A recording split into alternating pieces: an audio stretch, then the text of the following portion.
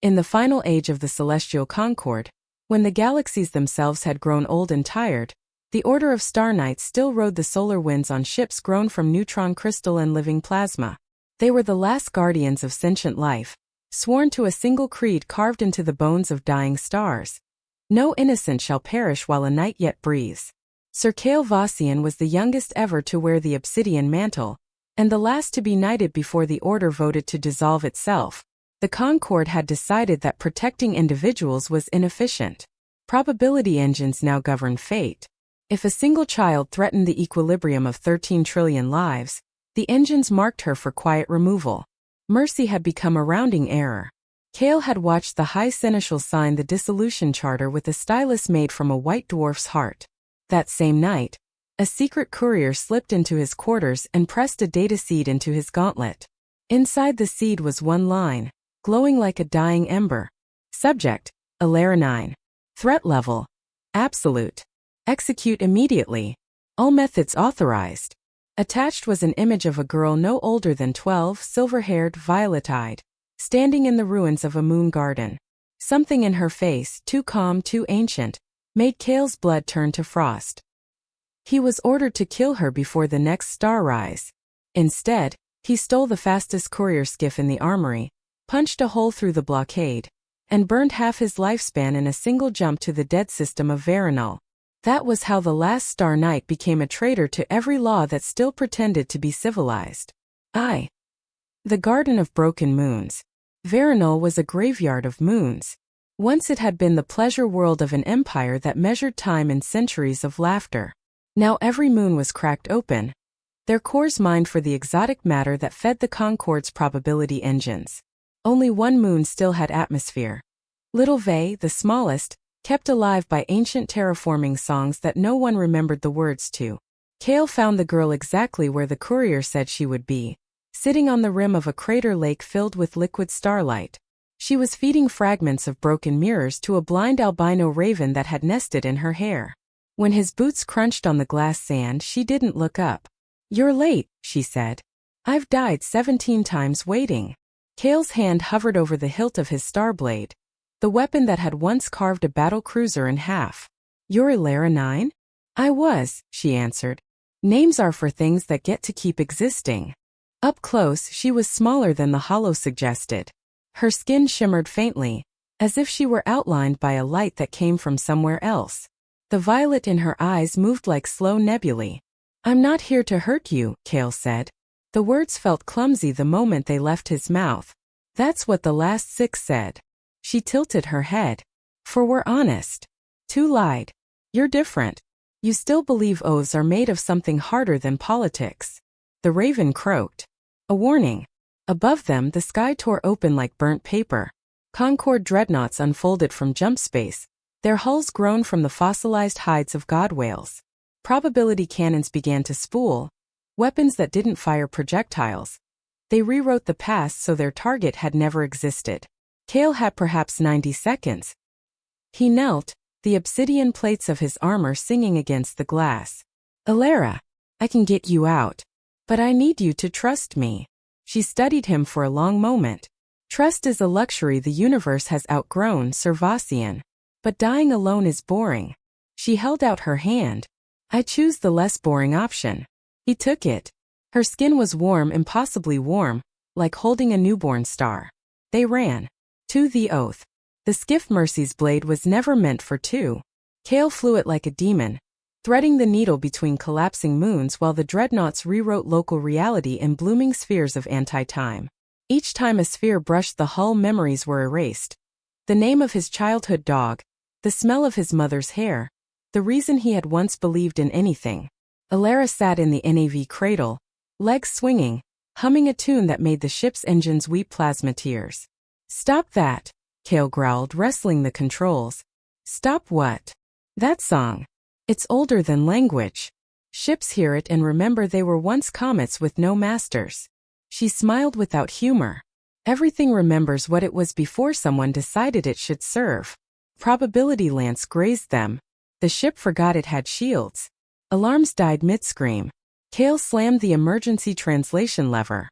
Reality folded like burning silk, and they fell sideways into the abyss veil, a region of space where the laws of physics had committed ritual suicide. Safe. For now. In the sudden silence, he rounded on her. What are you?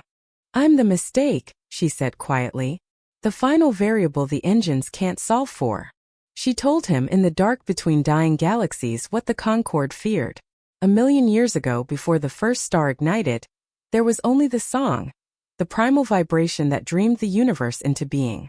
The song had no will, only longing. When the first sentient minds arose, they heard echoes of it and mistook the longing for love. Over eons, civilizations built ever larger ears to listen. Dyson spheres of thought, galactic brains, the probability engines themselves. Each listener changed the song a little, the way a child changes a lullaby by singing it wrong. Alara was the moment the song began to sing back. She was born human, on a backwater planet that no longer existed.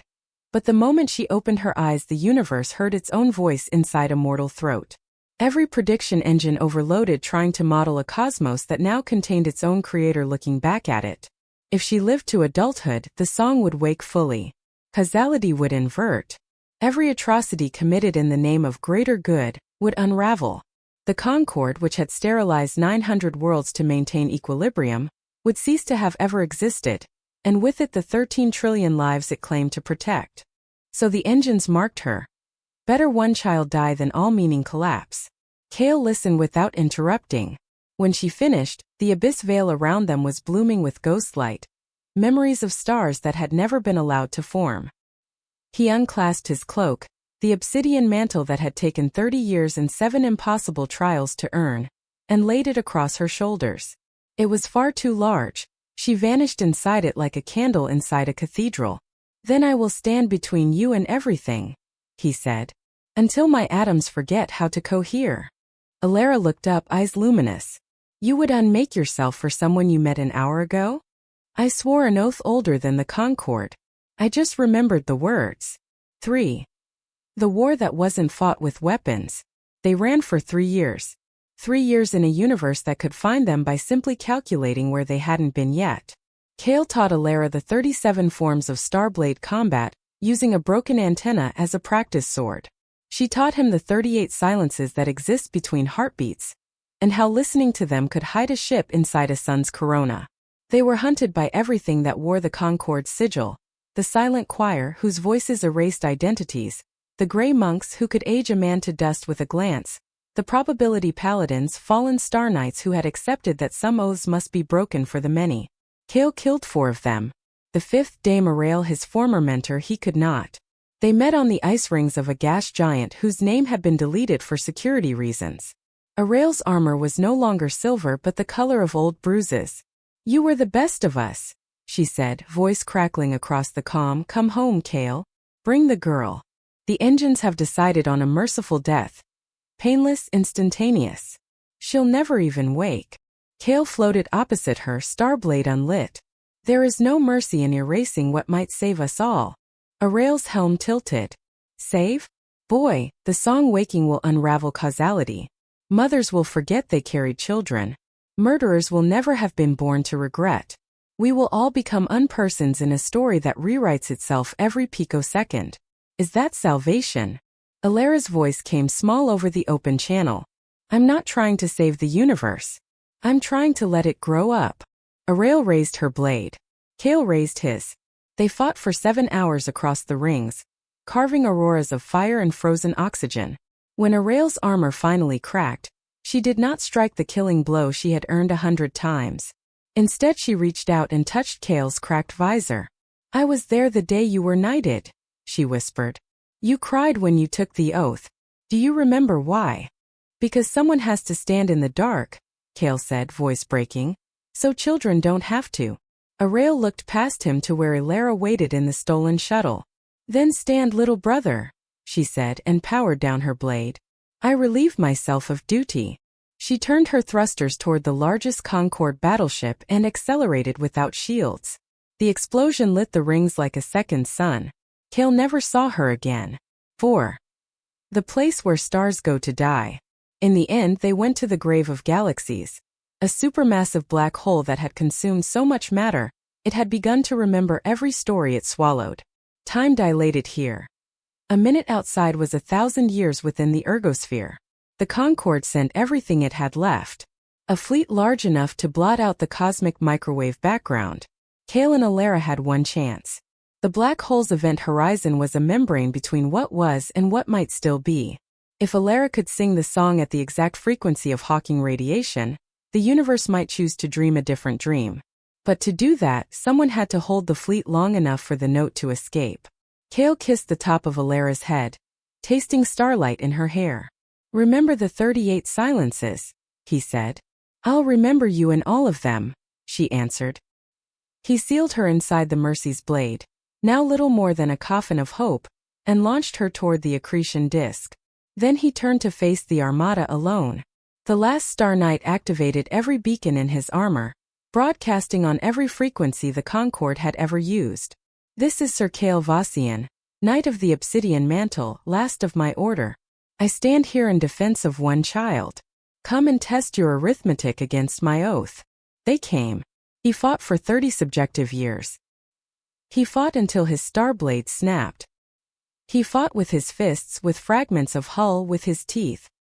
He fought until the probability engines themselves began to stutter, unable to calculate a future in which he stopped fighting. And in the final second, as the light of 10,000 dying suns bathed his ruined armor, he smiled. Because he heard it.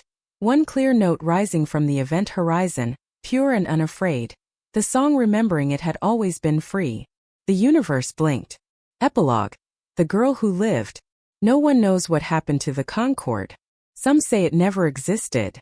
Others say it exists still, but gentler, ashamed, trying to atone. Children born after that day sometimes dream of a knight in black armor standing between them in the dark, smiling though his heart is breaking. And on certain nights, if you go to the place where the grave of galaxies used to be, now only a quiet neutron star singing lullabies to its planets, you can find a single object orbiting in perfect silence. It is a suit of obsidian armor, empty, cracked in 1,000 places, still warm to the touch. Inside the helm, etched by a child's finger long ago, are these words. He kept his promise. Now it's your turn. The girl the universe wanted dead grew up. Her name is Alara, and she is older now than galaxies. She still wears the too large cloak. And wherever innocent things are afraid, she is already there, standing in the dark so they don't have to. Because someone taught her that oaths are made of something harder than politics. They are made of love. And love, against all probability, endures.